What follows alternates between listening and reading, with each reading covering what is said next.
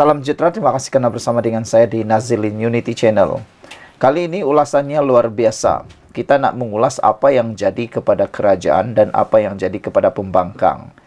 Hari ini disahkan oleh Fadilah Yusof, Timbalan Perdana Menteri Malaysia, merangkap pengurus kepada MOU peruntukan kepada pembangkang. Fadilah telah menyatakan bahawa pintu sudah tutup untuk peruntukan pembangkang. Ulasan pertama ialah, apa kesan penutupan MOU pembangkang ini? Baik, kita nak flashback. Kita nak cerita daripada belakang dulu. Ada 6 ahli parlimen daripada Parti Bersatu telah pun memberikan sokongan kepada Datuk Seri Anwar Ibrahim sebagai Perdana Menteri hanya kerana satu sebab.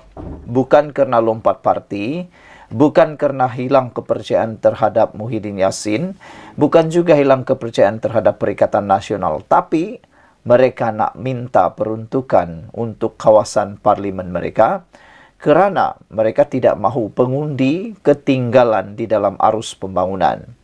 Tindakan 6 ahli parlimen Parti Bersatu itu telah mendapat perhatian yang sangat meluas. Namun demikian, mereka tidak berjaya dilepaskan, digugurkan jawatan atau dipecat. Tidak berjaya dikosongkan kerusinya. Jadi tiadalah pemilihan oleh ahli parlimen. Berpandukan kepada kes yang sudah berlaku itu, 6 ahli parlimen dan seorang lagi ahli Dewan Undangan Negeri menyokong kepimpinan Menteri Besar Selangor.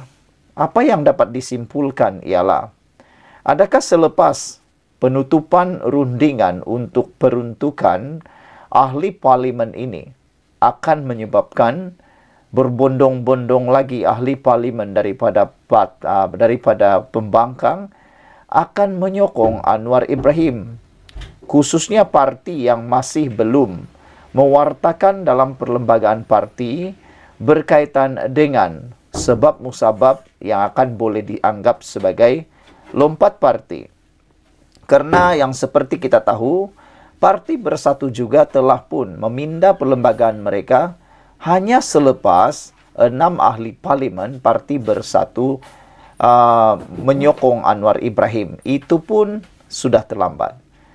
Menjadi persoalan ialah, adakah selepas ini akan ada ahli parlimen mengikut jejak 6 ahli parlimen menyokong Anwar Ibrahim ini?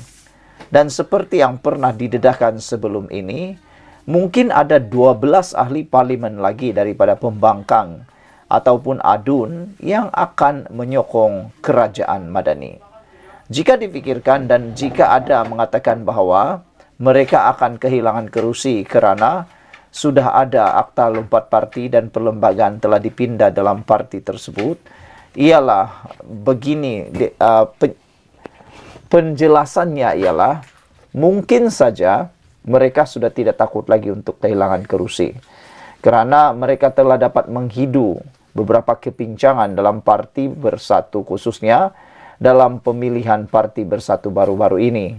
Ramai yang sudah meninggalkan Parti Bersatu semasa pemilihan Parti Bersatu dan ramai juga yang telah menyatakan sokongan kepada pihak kerajaan. Ada juga yang telah bubar. Jadi, menjadi persoalan balik, siapa 12 ahli parlimen itu yang akan bersedia digugurkan jawatan, kehilangan kerusi, dan akan melawan di mahkamah atau pilihan raya kecil. Mampukah mereka menang? Ada pendapat pengulas politik mengatakan mereka boleh menang dengan bantuan kerajaan perpaduan Madani untuk kali ini. Ini telah dibuktikan dengan beberapa siri pilihan raya kecil yang mana telah dimenangi besar oleh pihak kerajaan. Jadi, satu kerugian besar sebenarnya kepada pembangkang.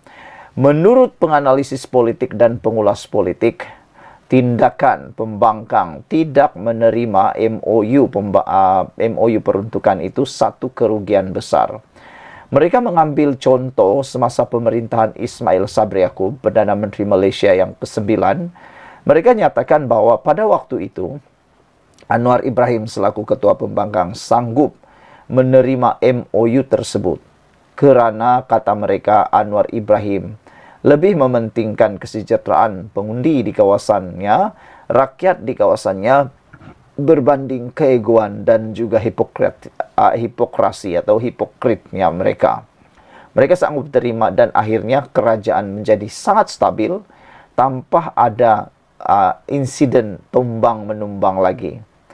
Jadi saudara, persoalannya ialah kenapa pembangkang betul-betul menolak MOU ini? Adakah mereka sebenarnya mahu berniat, masih ada niat untuk mahu menumbangkan kerajaan Anwar Ibrahim Perdana Menteri Malaysia, kerajaan perpaduan ini di tengah jalan? Tapi sebenarnya masalah besar lebih menimpa kepada pembangkang. Mereka ada baki 3 tahun lagi sebagai pembangkang. Harus diingat itu. 3 tahun itu bukan jangka masa yang pendek. Itu jangka masa yang sangat panjang.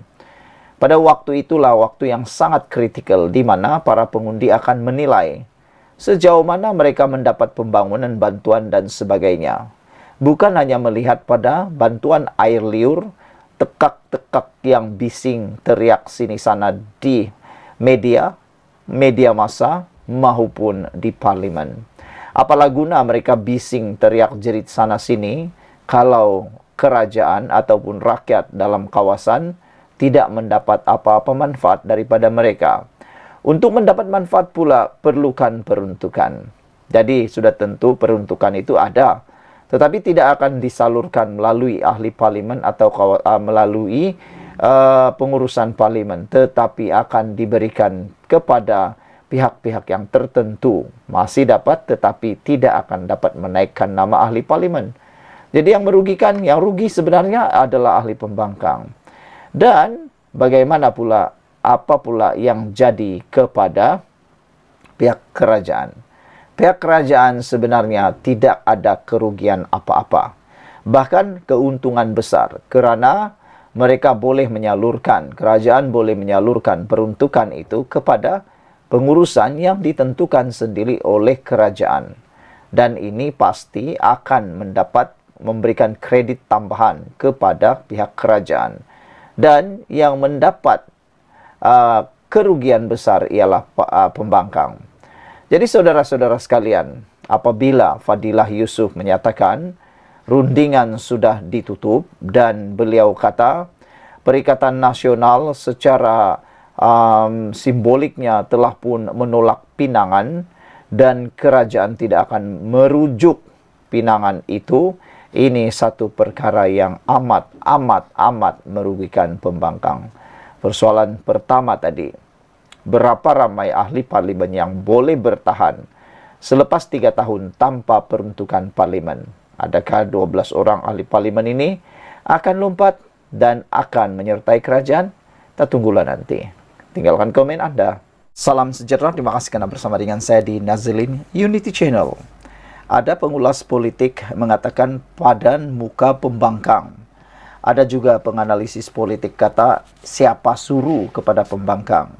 Ada juga pengulas politik kata memang kenalah di muka sendiri pembangkang, kata mereka.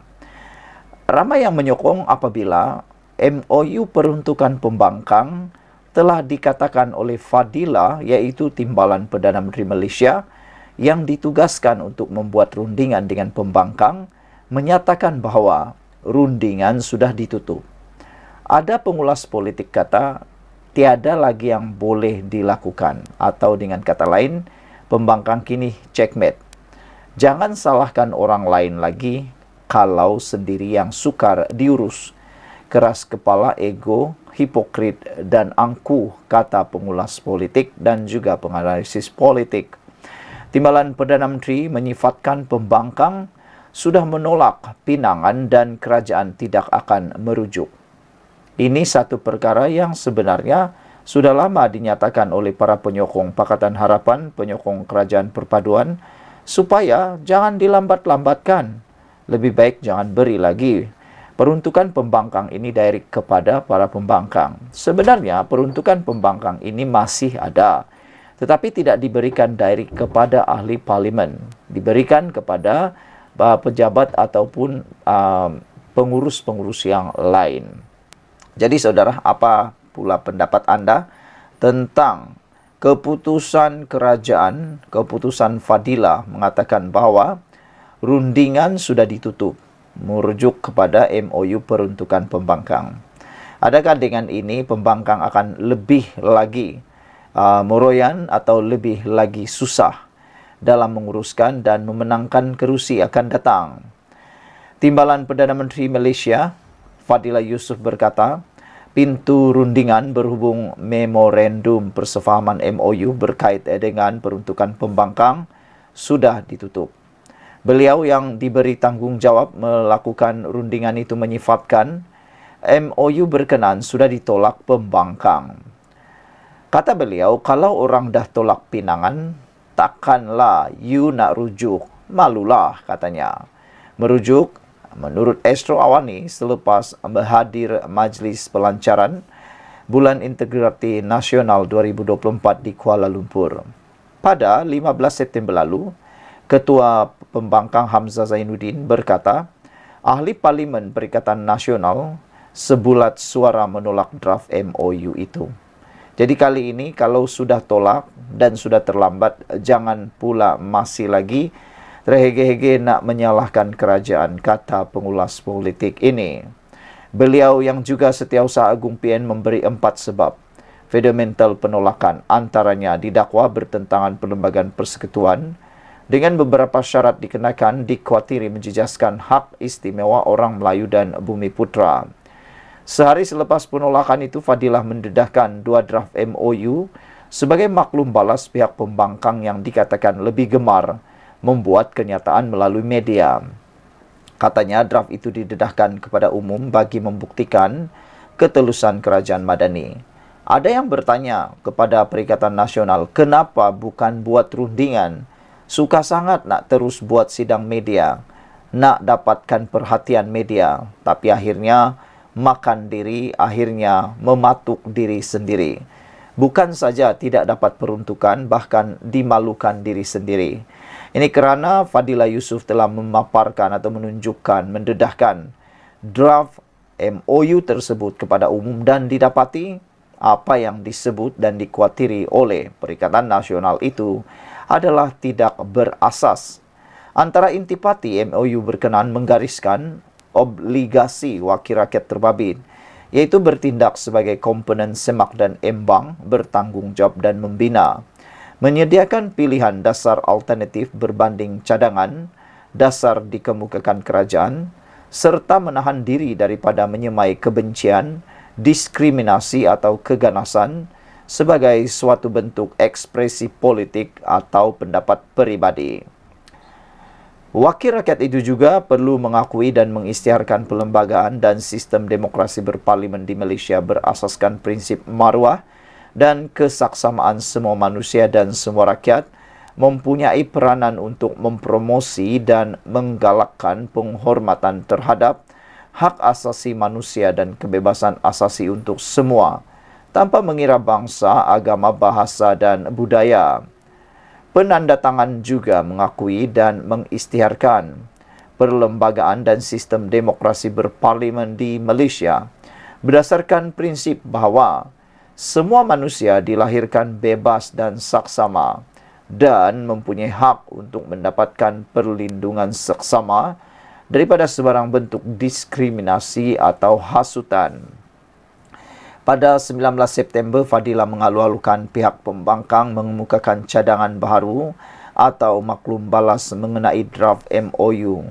Katanya, draft sedia ada boleh menjadi asas kepada perbincangan, tetapi nampaknya sehingga berita dan ulasan ini diterbitkan, sehingga itulah tidak ada usaha daripada Perikatan Nasional untuk berunding semula dengan kerajaan. Bahkan seperti yang telah dinyatakan dalam laporan ini, pada 15 September lalu, Ketua Pembangkang Hamzah Zainuddin telah menyatakan bahawa ahli Parlimen Perikatan Nasional PN sebulat suara menolak draft MOU itu. Beliau juga mengatakan bahawa kononnya PN memberikan 4 sebab fundamental penolakan, antaranya didakwa bertentangan perlembagaan persekutuan dengan beberapa syarat dikemukakan dikuatiri menjejaskan hak istimewa orang Melayu dan Bumi Putra. Walau bagaimanapun, kenyataan Hamzah Zainuddin itu telah ditolak dengan tuntas dan padu oleh Timbalan Perdana Menteri iaitu Fadillah Yusof dengan mendedahkan pula dua draft MOU sebagai maklum balas pihak pembangkang yang dikatakan lebih gemar membuat kenyataan melalui media. Inilah yang membuatkan ramai orang kecewa dengan Perikatan Nasional. Ada isu tidak dibincangkan di meja bulat. Apa yang dibuat? Terus ke media sosial, terus kepada panggilan sidang media. Apalagi media ni kan biasa dia akan melaporkan berita yang boleh dimanipulasi oleh banyak pihak. Jadi berita yang tak benar pun sampai, berita yang benar pun sampai. Belum lagi dibincang, dah dibuat sidang media. Apalagi semua rancangan pun tak menjadi. Bahkan perbincangan pun menjadi tergendala. Kan lebih baik kalau dibincang dulu. Dibincang mana yang tak suka isi-isi draft memorandum MOU tersebut, mana yang tak disetujui, bincanglah kan, bincang. Jangan dibawa kepada khalayak ramai. Ini benar-benar memalukan. Inikah sikap pembangkang yang digah-gahkan oleh penyokong-penyokong pembangkang?